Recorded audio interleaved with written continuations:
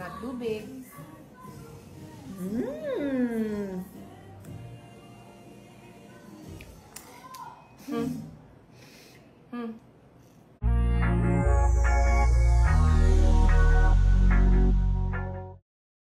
Kakatuwa naman nga itong si Baby Mochi, nagigil sa pagkain ng peras. Ang paborito nga ni Mochi ang pagkain ng peras. Kadalasan nga ay ito ay ibinabahagi ni Pauline Luna at Vic Soto na ang kanilang anak ay gusto ng peras.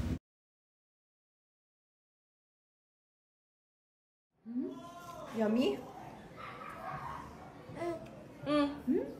You like it?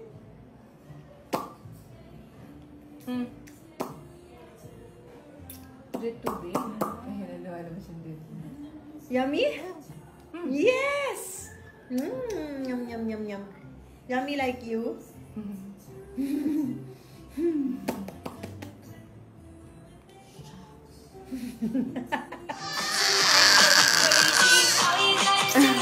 Meet me at the apple.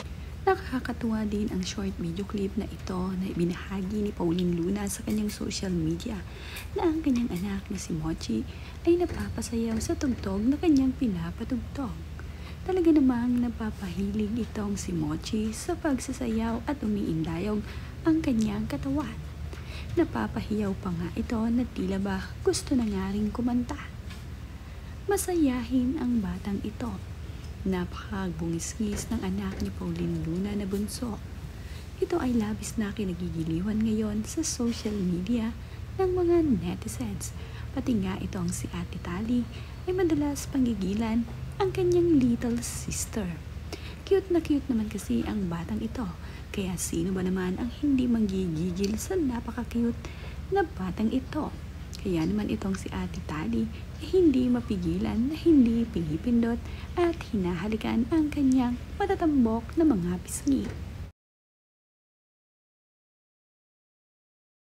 Nga rin sa inaabangan ngayon dito sa big celebration ni Pauline Luna ay ang 7th birthday ng kanyang panganay na anak na si Tali.